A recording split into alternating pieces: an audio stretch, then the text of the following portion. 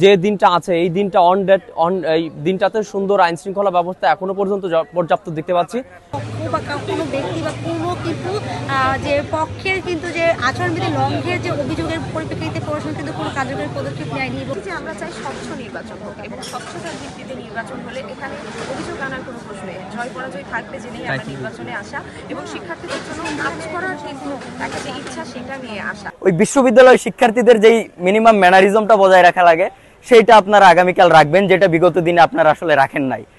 বিভিন্নভাবে টাকা পয়সা দিয়ে আসলে ভোটারদের ম্যানিপুলেট করার চেষ্টা করেছেন। ধন্যবাদ আপনাকে। আমরা রাষ্ট্র নির্বাচন কেন্দ্রিক যেদিন থেকে ইশতেহার ঘোষণা হয় এবং পরবর্তী দিক থেকে যে কার্যক্রম নমিনেশন পেপার যে কার্যক্রমগুলো চলেছে তার পরবর্তী দিক থেকে আমরা কোনো ধরনের বড় ধরনের দুর্ঘটনা বা বড় ধরনের অঘটনা এখানে বিশ্ববিদ্যালয়ে দেখা যায় নাই। সেদিক থেকে বলতে পারি যে আগামীকাল নির্বাচনটা আমরা আশা করি সুস্থ, সম্পূর্ণ, ভালোভাবে এবং গণতান্ত্রিক পদ্ধতিতে সঠিকভাবেই হবে। আর যদি বিশ্ববিদ্যালয় প্রশাসন যে দিনটা আছে এই দিনটা এই দিনটাতে সুন্দর আইন শৃঙ্খলা ব্যবস্থা এখনো পর্যন্ত পর্যাপ্ত দেখতে পাচ্ছি এবং আমরা আশা করব যে ওই দিনে নির্বাচনটা সুস্থ, অগাধ, সুস্থ, নিরপেক্ষ হবে এবং কোনো ধরনের বড় ধরনের অঘটন ঘটবে না এবং রাজশাহী বিশ্ববিদ্যালয়ে একটা রাষ্ট্র নির্বাচন একটা সুন্দর সুশৃঙ্খলভাবে সম্পন্ন হবে। আর যদি কোনো গোয়েন্দা রিপোর্ট বা কোনো ধরনের শঙ্কা থাকে তাহলে বিশ্ববিদ্যালয় প্রশাসন আগে থেকে সেই কার্যক্রম ভূমিকা পালন করবে বলে আমি মনে করি। আচ্ছা, ধন্যবাদ। আপনি যেটা বললেন বিশ্ববিদ্যালয় নির্বাচন কমিশনার যে ছিলেন, এই নির্বাচন কমিশনার দেখা গেছে যে যখন সুচিন্তার অভাব ছিল বলে আমি মনে করি, যেহেতু আচরণবিধি লঙ্ঘনের ক্ষেত্রে বেশ কয়েকটা ঘাটতি ছিল। তার মধ্যে একটা ছিল যে একজন প্রার্থী কত টাকা খরচ করতে পারবে সেই বিষয়ে সুনির্দিষ্ট উল্লেখ ছিল না এবং হলগুলাতে প্রচারণা বা বাইরে থেকে চেয়ার নিয়ে যাওয়া এই ধরনের কোনো সুনির্দিষ্ট পরিকল্পনা ছিল না বা সুনির্দিষ্ট নীতিমালা ছিল না। কিন্তু আমরা পরবর্তী দেখতে পাই যে একটা ছাত্র সংগঠন যখন একটা হলে প্রচার এবং খুব বেশিভাবে চালাইতে থাকে তখন নির্বাচন কমিশন ওভারনাইট একটা রুলস জারি করে।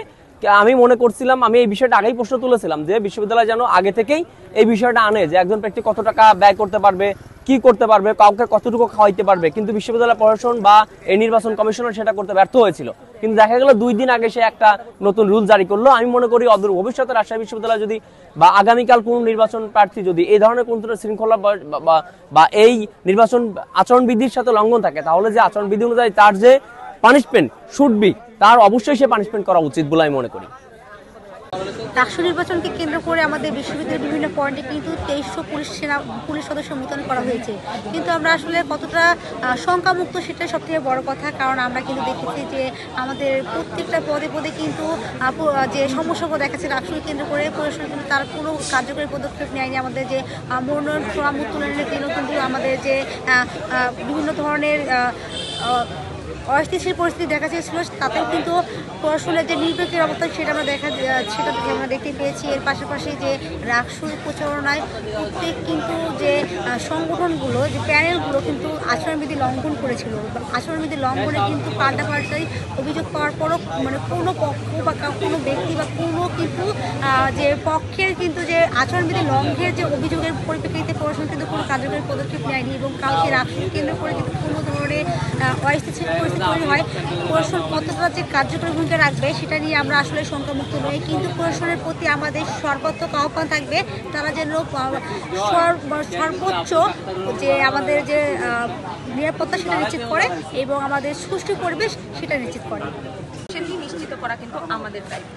সেই জায়গাটা যদি নিশ্চিত করতে পারি দিন শেষে আমাদের মধ্যে সেই সৌহার্দ্যপূর্ণ সম্পর্ক থাকবে এবং প্রশাসন আসলে কিছু নিয়ম যদি রেখে দিত লেভেল প্লেইং ফিল্ডের ক্ষেত্রে কিন্তু নিশ্চিত করা আরও বেশি সুবিধা হতো।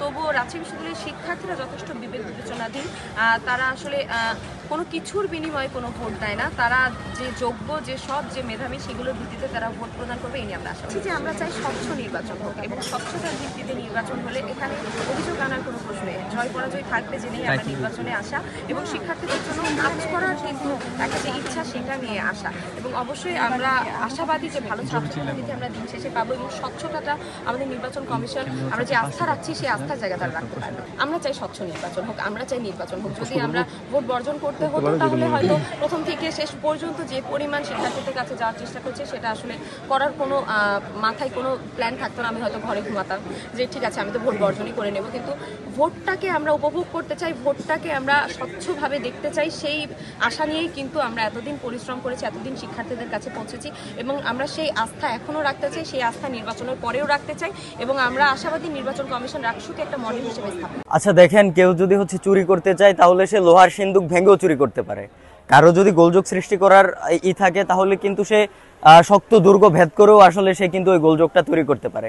তো সেই জায়গা থেকে আসলে আমার যারা নির্বাচনটা পরিচালনা করতেছে তাদের প্রতি আমাদের আস্থা থাকবে, আশা থাকবে, হ্যাঁ, যে তারা আসলে সেটা করবে না। এবং যাদের আসলে অনেক পাওয়ার প্র্যাকটিসের সুযোগ আছে তাদের প্রতিও আমার আশা থাকবে যে আপনারা আসলে যথেষ্ট সহনশীলতার পরিচয় দিবেন। এটা একটা ছাত্র সংসদ নির্বাচন, এইখানে আপনারা বিশ্ববিদ্যালয়ে পড়েন, দেশের প্রথম সারির নাগরিক, ওই বিশ্ববিদ্যালয় শিক্ষার্থীদের যেই মিনিমাম ম্যানারিজমটা বজায় রাখা লাগে সেইটা আপনারা আগামীকাল রাখবেন, যেটা বিগত দিনে আপনারা আসলে রাখেন নাই।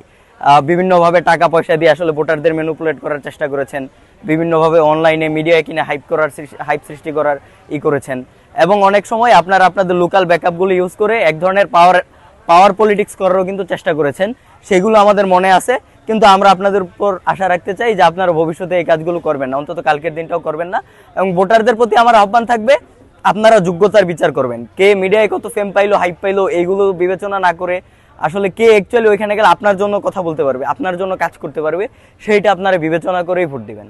ওই যে আমি বললাম তো, সংখ্যা আসলে থাকে, কারণ এখানে দেখেন আমাদের যারা নির্বাচনটা কন্ডাক্ট করতেছে তাদের কেমন, তাদের পরিচয় কিভাবে আসে, যে বিএনপি পন্থী শিক্ষক, জামাতপন্থী শিক্ষকের পরিচয় তো বিএনপি পন্থী জামাতপন্থী থাকার কথা ছিল না, কিন্তু সেটা হয়ে গেছে। সেটা যেভাবে হয়েছে ওইখান থেকে কিন্তু আমাদের সংখ্যার জায়গাটা, এটা আপনি একদিনে চাইলে চেঞ্জ করতে পারবেন না, সেটা যুগ যুগ ধরে হয়ে আসতেছে। তো সেই জায়গা থেকে সংখ্যা অবশ্যই আছে, কিন্তু আমরা আস্থা রাখতে চাই আর কি ওনাদের প্রতি।